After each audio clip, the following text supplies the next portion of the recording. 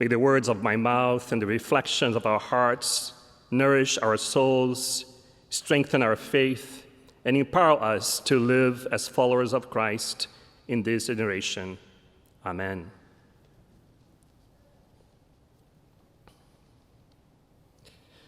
"272 plain words, spoken slowly and with a depth of feeling in a clear, reedy voice, carrying a folksy Kentucky accent, and delivered in just 3 minutes before a crowd of 10 to 20,000 people on a November day, forever changed the way generations of Americans have thought about our country and its democratic ideals."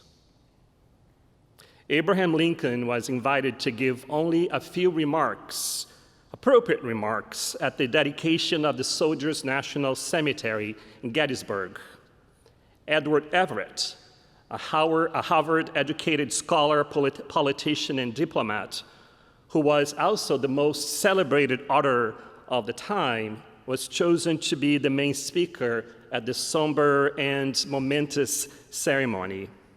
He spoke for 2 hours, which was not only customary, but expected on occasions of such historic weight.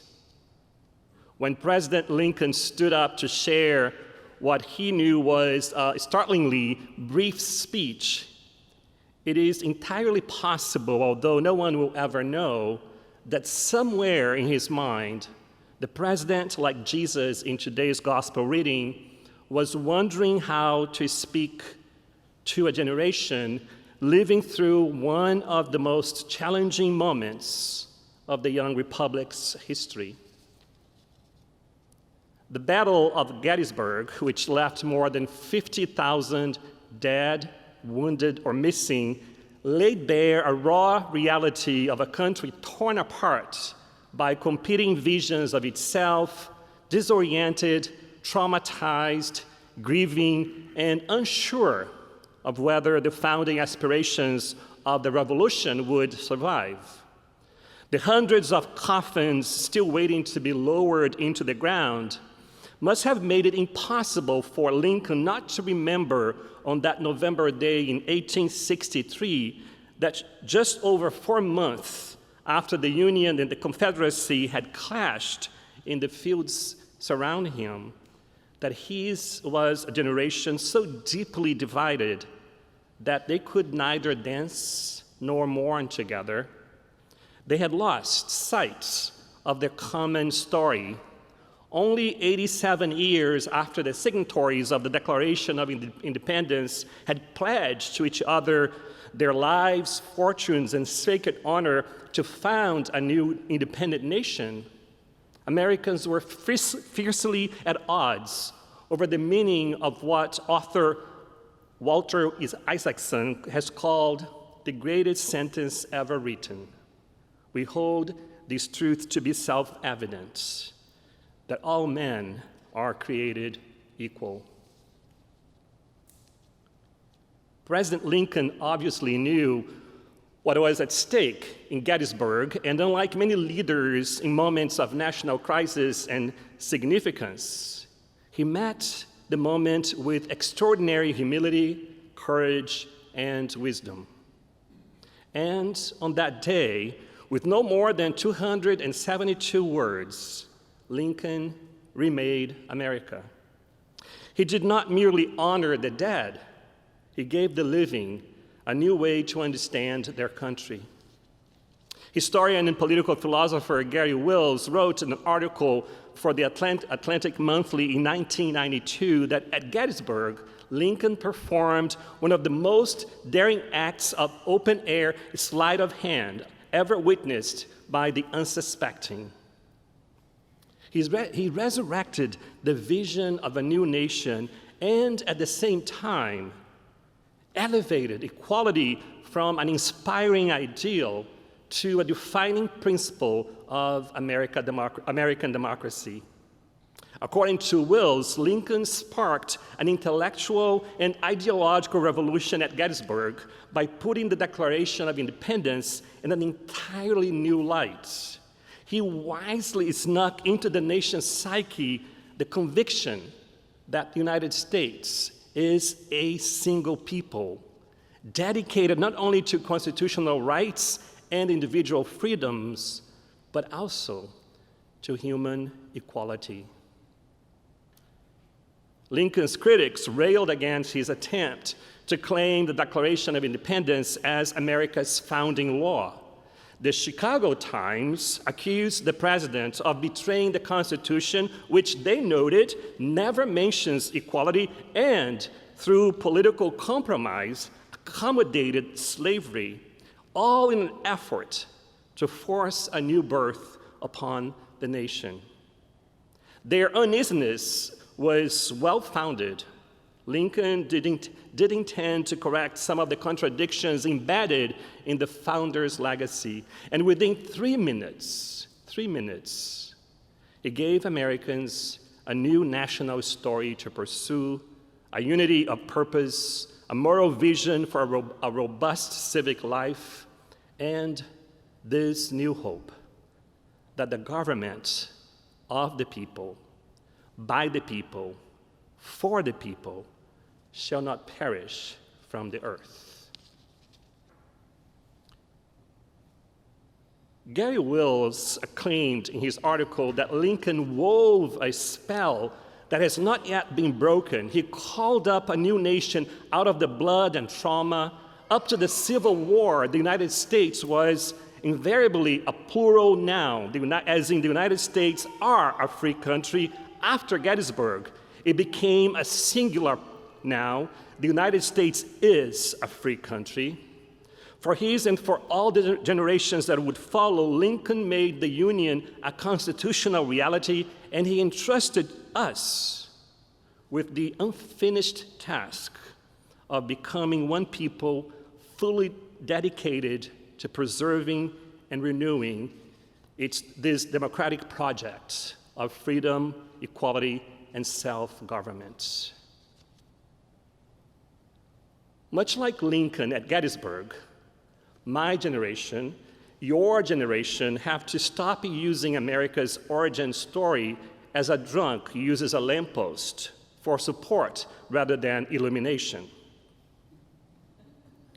That's funny. Abraham Lincoln was clear-eyed about the Founding Fathers' brilliant minds and unheroic lives. He knew that they inhabited a world of mixed interests that made them, most of them, distrustful of pure direct democracy. In the Constitution, they erected safeguards to protect the government and the moneyed aristocracy from a majority that James Madison described as those laboring under all the hardships of life, who secretly sigh for a more equal distribution of its blessings. At its founding, the United States was a very narrow political experiment. If anyone could go back in time and tell Madison, Hamilton, Jefferson, and the other founders that we live in an America where every citizen, regardless of race, gender, or social status, has the right to vote, they probably would think that we had lost our marbles. Although they might feel better knowing that the Electoral College still exists. The truth no one can deny, though, is that America has evolved since the Declaration of Independence from a small republic to a pluralistic, multicultural democracy, and Abraham Lincoln recognized in his own day and time that the promise of the Declaration was far too large to remain confined within the narrow political imagination of the founders. And Lincoln loved the American ideals, dreams, hopes, and promises enough to envision an ever-expanding democratic experiment led by the people, in which the nation is not defined in terms of race, gender, religion, and native birth, but held together by shared values democratic institutions, and the never-ending work of widening participation and equality. At 250, that is a lot to celebrate when we glance back across a sweep of American history. We can take pride in a nation that, despite the gap between our ideals and our reality, has often haltingly and unevenly enlarged the circle of those embraced by the words, "we the people." We can be grateful that we live in a country where we are free to worship according to our conscience, or not to worship at all, without an established religion dictating our beliefs or how we should live. That is reason to give thanks that our imperfect democracy here, we still have the right to speak freely and organize for change, and that the Constitution itself has been amended again and again to extend the promises of freedom and self-government to more of us. Think about this. In 1868, the 14th Amendment affirmed that all persons born in this country are citizens and promised equal protection of the law. Then in 1870, the 15th Amendment promised that the right to vote would not be denied because of race. The 19th Amendment extended suffrage to women in 1920. And in 1971, the 26th Amendment lowered the voting age to 18. At 250, we can celebrate the courage of those who fought to abolish slavery, faced police, clubs, dogs, and fire hoses while marching for civil rights, those who stood up for marriage equality, and those who never quit the work of making our nation's ideals of liberty and justice more real for all Americans. On this major historic milestone, we should give thanks that this nation that has welcomed generations of immigrants, including me, who have enriched our common life with their languages, accents, cultures, faith, traditions, skills, gifts, and dreams. At 250, America is also old enough and hopefully mature enough to confront the truth that the well-being of our multicultural democracy of 342 million, as theologian and writer Jim Wallace put it, will not be determined by how loudly we celebrate our imperfect past. We are now the faithful guardians of the American experiments. It is up to us to keep alive this government of the people, by the people, and for the people. Last month, at an event I attended at Nassau Presbyterian Church in Princeton, New Jersey, historian and law professor Annette Gordon-Reed said that there is little doubt that something has gone awry in our democracy today.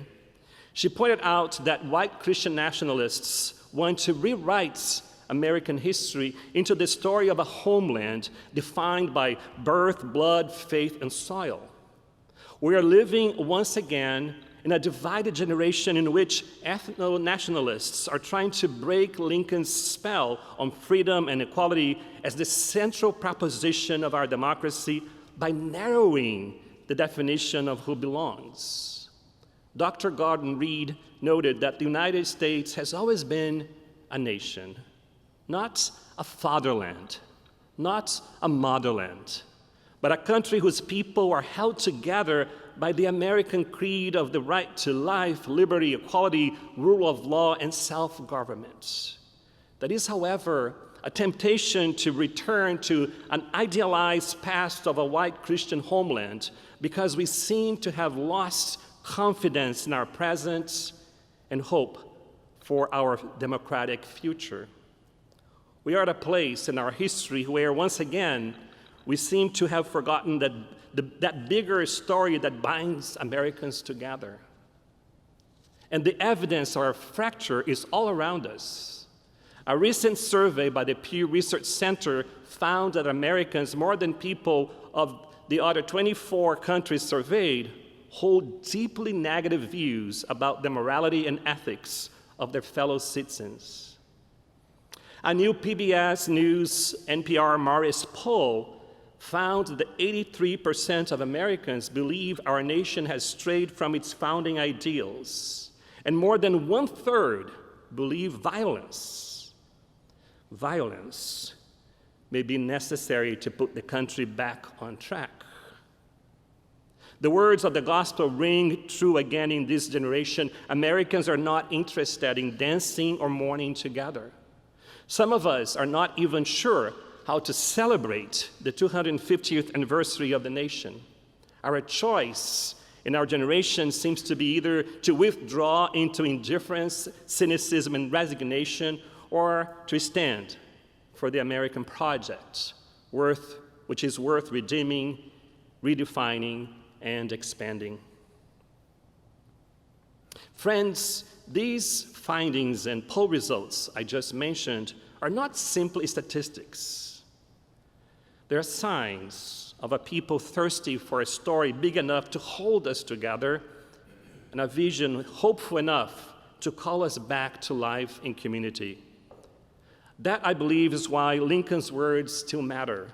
At Gettysburg, he refused to surrender to despair or nostalgia. Instead, he called the nation to a new birth of freedom and believed that the American people could still summon the collective will to make democracy endure. But as people of faith, you and I know that while political democracy is indispensable, it is not sufficient. Freedom is precious, but freedom alone cannot satisfy our longing for meaning.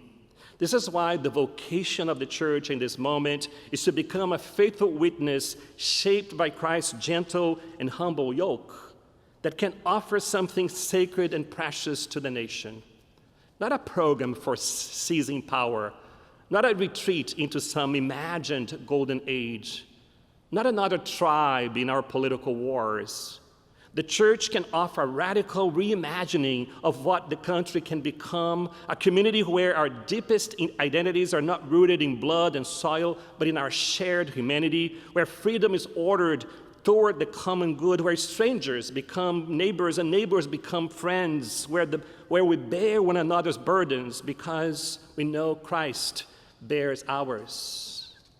At its best, the church is nothing less than a school of democratic renewal. It teaches us how to listen and how to forgive, how to serve, how to sacrifice, how to love unconditionally, how to carry the gentle burden of solidarity, and how to hope for a new life, even in the direst of circumstances.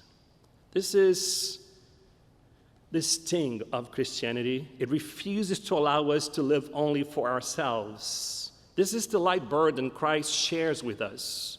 And it is precisely this Christian way of life that allows human beings and democratic societies to flourish. In a nation weary from polarization and hungry for a better life, the church's calling to become that space in our society where Americans learn again how to dance together, how to mourn together, how to belong to one another. That space is sacred and relevant. Friends, as our nation marks the 250th birthday, let us give thanks that for all its failures and contradictions, the United States remains the largest pluralistic democratic experiment in human history. And that alone is reason enough to devote our energy, our imagination, our love to ensuring that this democracy does not perish from the earth. And with a holy impatience that refuses to settle for less than our nation's highest ideals, and with the courage to care, to listen, to engage, and to vote, may our church dare to become a living sign that a weary democracy can find new life again, and perhaps even experience a new founding. May it be so. Amen.